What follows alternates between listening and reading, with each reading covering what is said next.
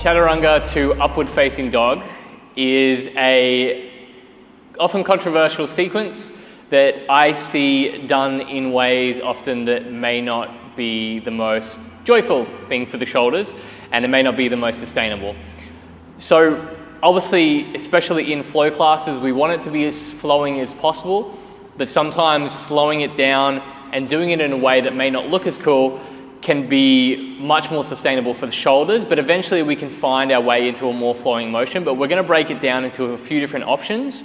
And so I definitely recommend, both as a home practice and teaching your students, to instruct it in similar ways to this, just to ensure that we're not getting the shoulder impingement. And that way we can start to at least practice safely, and then we can build on the flow from there. So the first is obviously an upward facing dog. So the differences from Cobra to upward facing dog. So with a Cobra, we are focused on that lower back extension and lifting, the chest opening up, and then eventually we can straighten the arms out. But then a difference in upward dog to Cobra is, with Cobra, the pelvis and the knees are often on the ground, but as soon as we lift them up and really drawing the elbows back a little bit to broaden up through the chest, we're into upward facing dog area. So either with the toes tucked or the tops of the feet can be on the ground for another variation. Then to get back to a downward dog from there, we would tuck the toes, either both at the same time or one at a time, and then we would start to roll in the shoulders a little bit and then press through the hands, drawing the hips back above the heels. So if we're coming from a Chaturanga Dandasana into an upward facing dog,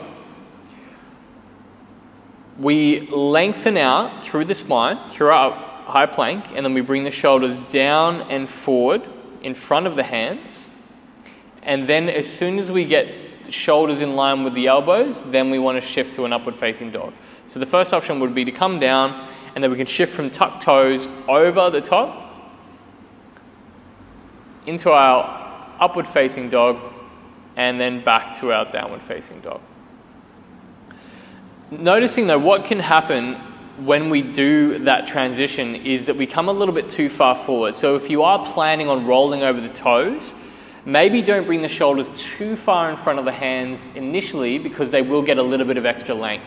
And if we do get extra length, we tend to impinge on the shoulders a little bit, which is also why we don't want to lower the shoulders below the elbows. So another option would be to come down for our Chaturanga, and then we can come straight up, keeping the toes tucked.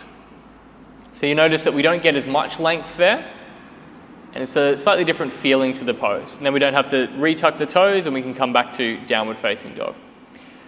Yeah, so there's not really huge benefits to one or the other. It just completely would feel different for you or the student, and it can strengthen or focus on different parts of the body. Just keeping in mind that if you've got the toes tucked and you keep the toes tucked, you probably want to lower down a little bit further in front, because you won't get that extra length. And on the other side of that, if you are going to roll over the toes, you probably want to leave a little bit more room there that you can safely extend the shoulders. So there is one more option that we can do. And I do want to mention as well, when we are tucking the toes or rolling over the toes or tucking the toes back, we can do it both at the same time in a rollover, or one at a time. So it can take some practice with the rollover, and you do want to watch your toes.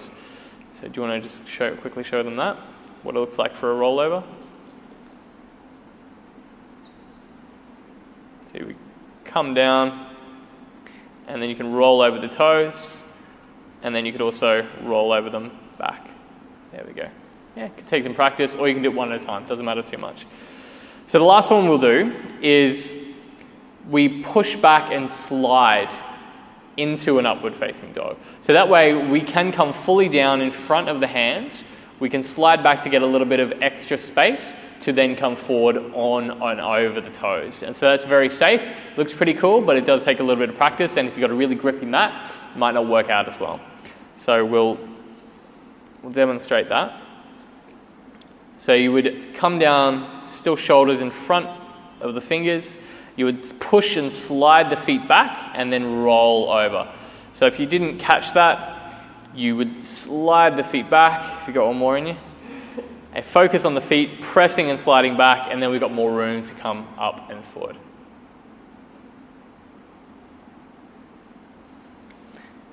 So we have Chaturanga Dandasana to Urdhva Mukha Svanasana. Chaturanga, so high plank to upward facing dog, and then downward facing dog.